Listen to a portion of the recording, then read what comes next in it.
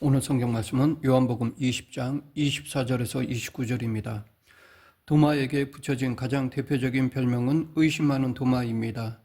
이 말은 조금 부정적이고 소극적인 의미로 붙여진 것인데 이것을 조금 더 적극적으로 표현하면 의심이 많았던 제자가 아니라 사실은 질문이 많았던 제자라고 할 수 있습니다. 질문은 결코 나쁜 것이 아닙니다. 우리는 질문을 통해 해답을 얻을 수 있습니다.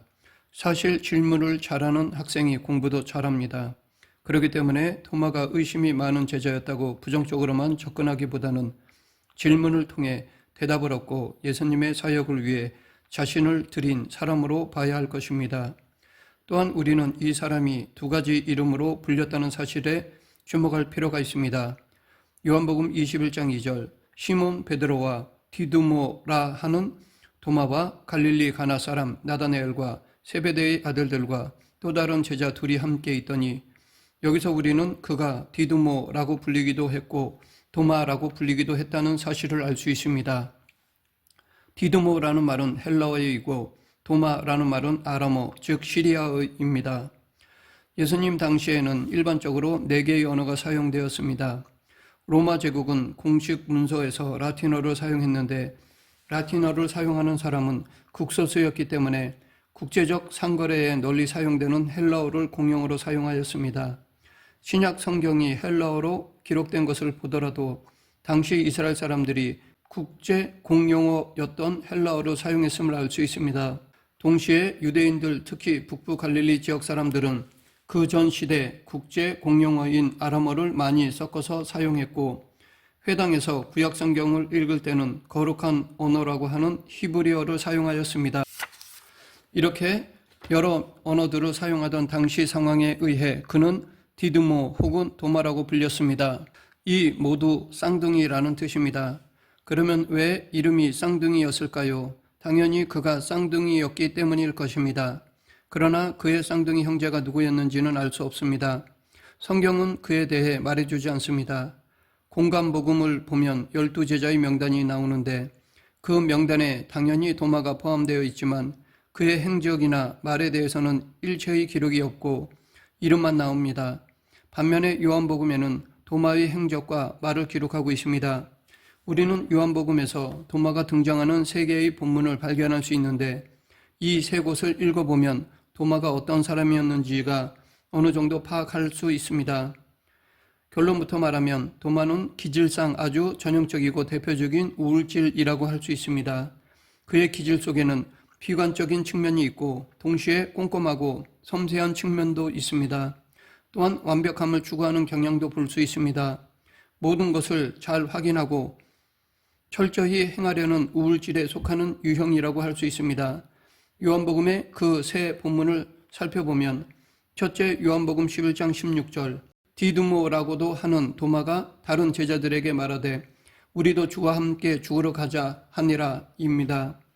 요한복음 11장은 나사로이 죽었다가 다시 살아나는 사건이 나옵니다. 어느 날 예수님에게 나사로의 누이들이 사람을 보내어 나사로의 병이 위독하다는 것을 전하였습니다. 그런데 그때 예수님은 이 소식을 들으시고도 바로 달려가서 도와주지 않으시고 이 병은 죽을 병이 아니라 하나님의 영광을 위함이요 하나님의 아들이 이로 말미암아 영광을 받게 하려 함이라 라고 말씀하셨습니다. 예수님은 이 말씀을 하시고 계시던 곳에 이틀을 더 머무신 다음 다시 유대지방으로 가고자 하시며 제자들에게 우리 친구 나사로가 잠들었도다. 그러나 내가 깨우러 가노라 라고 말씀하셨습니다. 이 말씀이 무슨 뜻인지 깨닫지 못하는 제자들에게 다시 예수님은 나사로가 죽었느니라. 내가 거기 있지 아니한 것을 너희를 위하여 기뻐하노니 이는 너희로 믿게 하려 함이라. 그러나 그에게로 가자 라고 하셨습니다. 바로 이때 도마가 등장하는데 그는 뜬금없이 우리도 주와 함께 죽으러 가자라고 하였습니다. 이 말을 그냥 들으면 굉장히 용기 있는 말처럼 느껴집니다. 그런데 예수님이 나사로에게 가자라고 하셨는데 왜 도마는 죽으러 가자라고 하였을까요? 예수님이 다시 유대지방으로 가고자 하셨을 때 제자들이 보인 반응을 보면 이해가 됩니다. 제자들은 예수님께 랍비여, 방금도 유대인들이 돌로 치려 하였는데 또 그리로 가시려 하나이까? 라고 하였습니다. 요한복음 10장에 보면 예수님이 나와 아버지는 하나이다 라고 하셨을 때 유대인들이 돌로 치려고 해서 피하여 이곳으로 온 것인데 다시 그 위험한 유대로 가자고 하시니까 죽을지도 모르겠다고 생각해서 우리도 주와 함께 죽으러 가자라고 하였던 것입니다. 그런데 이후 도마의 행적을 보면 그는 결국 인도까지 가서 용기 있는 순교자가 되었습니다. 하지만 예수님은 죽으러 가시는 것이 아닌데 혼자 엉뚱하게 해석하며 이런 말을 한 것을 보면 그는 특이하고 엉뚱한 면이 있었다는 것도 알 수 있습니다. 둘째, 요한복음 14장 5절, 도마가 이르되 주여 주께서 어디로 가시는지 우리가 알지 못하거늘 그 길을 어찌 알겠사옵나이까 입니다. 1절에서 예수님은 제자들에게 너희는 마음에 근심하지 말라 하나님을 믿으니 또 나를 믿으라 라고 하셨는데 이 말씀을 하신 이유는 앞장에서 예수님이 제자들에게 자신이 어디론가 가야 한다는 말씀을 반복적으로 하셨기 때문입니다. 그때 제자들은 예수님이 자꾸 어디론가 간다고 하시니까 근심이 되었던 것입니다. 그래서 예수님은 제자들에게 이 너희는 마음에 근심하지 말라 하나님을 믿으니 또 나를 믿으라 라고 말씀하신 것입니다. 또한 계속해서 내 아버지 집에 거할 곳이 많도다. 그렇지 않으면 너에게 일렀으리라. 내가 너희를 위하여 거처를 예비하러 가노니 내가 어디로 가는지 그 길을 너희가 아느니라 라고 하셨습니다. 그러자 이 장면에서도 도마가 다시 튀어나와 주여 주께서 어디로 가시는지 우리가 알지 못하거늘 그 길을 어찌 알겠사옵나이까 라고 하였습니다. 여기서 우리는 다시 한번 도마의 뭔가를 확인하고 싶은, 분명하게 하고 싶은 완벽주의 특유의 확인과 철저함의 모습을 볼 수 있습니다. 셋째, 요한복음 20장 25절, 다른 제자들이 그에게 이르되 우리가 주를 보았노라 하니 도마가 이르되 내가 그의 손에 못자국을 보며 내 손가락을 그 못자국에 넣으며 내 손을 그 옆구리에 넣어보지 않고는 믿지 아니하겠노라 하니라 입니다. 예수님께서 부활하시고 제자들이 모여있는 곳에 오셨습니다. 그러나 그때 도마는 부활하신 예수님이 처음으로 제자들에게 나타나신 그 현장에 없었고 나중에 다른 제자들을 통해서 그 소식을 들었습니다. 그 소식을 듣자마자 그가 보인 반응은 자기 눈으로 그의 손에 있는 못자국을 보고 자기 손가락을 그 못자국에 넣어보고 또 자기 손을 그의 옆구리에 넣어보지 않고는 믿을 수 없다는 것이었습니다. 바로 이 사건 때문에 도마는 의심 많은 사도라는 별명이 붙여진 것입니다. 그러나 또 다른 관점에서 생각해 보면 그는 예수님이 부활하신 모습을 자신이 직접 확인하고 싶었던 것입니다. 그러한 열망을 가진 도마를 위해 예수님은 다시 일주일 후 그가 제자들과 함께 있을 때 오신 것입니다. 그리고 예수님은 도마에게 내 손가락을 이리 내밀어 내 손을 보고 내 손을 내밀어 내 옆구리에 넣어보라. 그리하여 믿음 없는 자가 되지 말고 믿는 자가 되라 라고 말씀하셨습니다. 그러자 도마는 예수님께 나의 주님이시오 나의 하나님이시니이다 라고 고백하였습니다. 도마가 정말로 예수님의 옆구리에 손을 넣어봤는지 아닌지 성경은 알려주지 않습니다. 하지만 우리는 예수님의 그 다음 말씀에서 어느 정도 힌트를 얻을 수 있습니다. 예수께서 이르시되 너는 나를 본 거로 믿느냐 보지 못하고 믿는 자들은 복되도다 하시니라. 도마는 예수님을 만지지 않았을 가능성이 높습니다. 왜냐하면 진짜 만졌다면 너는 나를 만진 거로 믿느냐라고 하셨을 것이기 때문입니다. 도마는 부활하신 예수님을 만나고 마침내 진정한 해답을 얻었습니다. 그런 면에서 그는 절망적인 회의론자가 아니라 구도자적인 회의론자, 즉 답을 얻기 위해 정직하게 질문을 던진 사람이라고 볼 수 있습니다. 도마는 의심 끝에 마침내 예수님을 주님이시며 하나님이시라고 고백했고 그 주님께 자기 인생을 헌신하게 되었습니다. 도마가 이렇게 되기까지 그는 몇 개의 믿음의 단계를 거쳤습니다. 첫째, 질문의 단계입니다. 마음속에 의심이나 회의가 있다면 침묵하지 않고 질문하였습니다. 도마는 의심만 가졌던 것이 아니라 질문을 하였습니다.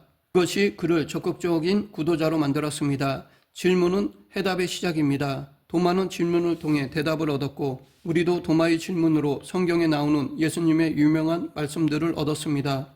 어디로 가시는지 알아야 예수님을 따를 수 있다는 도마의 질문 때문에 예수님이 하신 유명한 대답이 바로 내가 곧 길이요 진리요 생명이라는 말씀이었습니다. 도마가 질문했기 때문에 이 위대한 대답을 하신 것입니다. 둘째, 교제의 단계입니다. 그리스도인은 주변에 교제권이 있어야 합니다. 교제권이 있느냐 없느냐는 매우 중요한 문제입니다. 24절, 12 제자 중에 하나로서 디두모라 불리는 도마는 예수께서 오셨을 때 함께 있지 아니한지라. 여기에 보면 도마는 다른 제자들과 함께 있지 않았다고 되어 있습니다.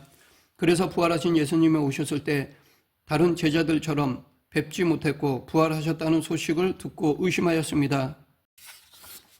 26절, 여드레를 지나서 제자들이 다시 집 안에 있을 때에 도마도 함께 있고 문들이 닫혔는데 예수께서 오사 가운데 서서 이르시되 너희에게 평강이 있을지어다 하시고, 이번에는 도마가 제자들과 함께 있었고 그때 예수님이 나타나셨습니다. 이처럼 믿음의 동역자들과 함께 있는 것이 중요합니다. 이런 이유로 공적 예배가 중요한 것입니다. 사실 우리가 함께 모여서 드리는 공적 예배는 하나님께 사랑을 표현하는 의미와 함께 이웃사랑의 의미가 담겨 있습니다. 하나님은 어디나 계시기 때문에 우리는 얼마든지 혼자 예배할 수 있습니다. 요즘 같은 매스미디어의 발달로 온라인 예배를 드리기 때문에 집에서도 예배할 수 있습니다. 그러나 공동체 예배 속에서만 느낄 수 있는 특별한 성령의 감동이 있습니다. 특히 공적 예배는 함께함의 의미가 큽니다. 그래서 예배당에 나올 수 있는 분들은 나와서 함께 예배드리는 것이 중요합니다. 도마가 이번에는 함께 모인 교제의 자리에 있었기 때문에 부활하신 예수님이 다시 찾아오셨을 때 만날 수 있었습니다. 예배에서 중요한 것은 예수님이 거기 함께 하고 계시다는 사실입니다. 예수 그리스도의 이름으로 두세 사람이 함께 모인 그곳, 진정한 교제의 자리, 예배의 자리에서 우리는 살아계신 하나님을 경험할 수 있습니다. 논리적인 설득으로 도마의 의심의 문제가 해결된 것이 아닙니다. 아무리 사람이 지적으로 잘 설명해 준다 해도 인간의 의심은 풀리지 않습니다. 그러나 이런 교제의 자리에서 부활하신 예수님을 체험하자 의심은 눈 녹듯 사라졌습니다. 우리도 교제의 자리에 떠나지 않고 지킬 때 영적 체험을 하게 됩니다. 혼자 기도할 때만 영적 체험을 하는 것이 아닙니다. 영적 체험은 공동체 가운데서도 일어납니다. 오순절 성령 강림 사건은 120명이 함께 기도할 때 일어난 영적 체험입니다. 아무리 힘든 일이 있어도 그리스도인은 교제의 자리에 있을 때 하나님의 살아계신 임재와 믿음을 체험하게 되는 것입니다. 도마가 처음에 제자들이 모인 자리에 함께 있지 않았던 것은 아마 예수님의 십자가 죽음으로 낙심했기 때문일 수 있습니다. 지금 우리도 예수님을 믿어도 낙심할 수 있습니다. 마음에 낙심이 될 때 사람들은 대개 다른 사람들을 피하고 예배에도 나오지 않으려 합니다. 그러나 그럴 때일수록 예배의 자리에 나와 하나님께 기도하고 찬양하기를 더 해야 할 것입니다. 그런 중에 그 낙심을 극복할 수 있습니다. 셋째, 보이지 않는 것을 중시하며 사는 단계입니다. 우리는 보이는 것이 전부라고 여기는 시대에 살아가고 있습니다. 아마 도마도 그런 가치를 가지고 있었기 때문에 부활하신 예수님을 보기 전에는 예수님의 부활 사실을 신뢰하지 못했는지도 모릅니다. 그러나 예수님은 도마에게 당신을 보이시며 너는 본 거로 믿느냐라고 하셨습니다. 그리고 보지 못하고 믿는 자들은 복되도다라고도 하셨습니다. 이 믿음에 대해 히브리서 11장 1절에서는 믿음은 바라는 것들의 실상이요 보이지 않는 것들의 증거니 라고 하였고, 고린도후서 5장 7절에서는 우리가 믿음으로 행하고 보는 것으로 행하지 아니함이로라 라고 하였습니다. 이처럼 믿음은 보이지 않지만 약속의 말씀에 근거해서 신뢰하는 것입니다. 이것이 진정한 신앙의 본질입니다. 예수님의 부활을 목격한 후 도마는 비록 다른 6명의 제자들과 다시 갈릴리 호수로 고기 잡으러 가기는 했어도 항상 다른 제자들과 함께하며 교제를 떠나지 않았습니다. 혼자 어디로 가지 않고 다른 형제들과 함께하였습니다. 사도행전 1장 13절에 나타난 제자들의 명단 속에도 도마가 들어가 있습니다. 마가의 다락방에서 성령의 강림을 기다리는 대열 속에도 도마가 있었습니다. 도마는 이제 공동체를 떠나지 않았습니다. 그는 부활 이후 언제나 교제의 자리에 굳게 서 있었습니다.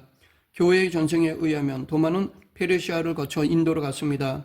인도에서 그리스도인을 만나면 그들을 통해 듣게 되는 두 사람의 이름이 있는데, 한 사람은 도마이고 또 한 사람은 현대 선교의 아버지 윌리엄 캐리입니다. 그는 인도에 도착해서 복음을 전했고 지금의 첸나 근처에서 전도하다가 그곳 원주민들이 던진 창에 찔려 순교했다고 전해지고 있습니다.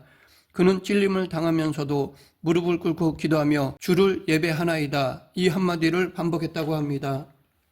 말씀을 맺겠습니다. 도마는 의심이 많았습니다. 하지만 그 의심은 부정적인 의심이 아니라 진실을 알고자 하는 적극적인 질문이었던 것입니다. 그러했기에 그는 질문할수록 회의에 빠진 것이 아니라 오히려 믿음이 성장하였습니다. 우리도 진리에 대한 갈구함에서 비롯된 질문을 해야 할 것이고 성경 안에서 그 답을 찾아야 할 것입니다. 도마는 교제의 자리, 예배의 자리에서 예수님을 만난 후 평생 그 예수님을 예배하며 그 예수님을 증거하다가 자신의 생애를 마무리하였습니다. 우리도 예배를 통해 믿음이 성장, 성숙되어야 할 것입니다. 우리 모두 복음을 전하다 순교한 도마의 삶을 본받아 끝까지 충성하는 그리스도인이 되길 간절히 축원합니다. 기도하겠습니다. 사랑과 은혜가 풍성하신 하나님 아버지, 우리도 도마처럼 진리에 대해 모르는 것은 모른다 하며 알려고 수고하는 자들이 되어 날로 믿음이 성장, 성숙되어지는 그리스도인이 되게 하여 주시옵소서. 예수님 이름으로 기도드립니다. 아멘.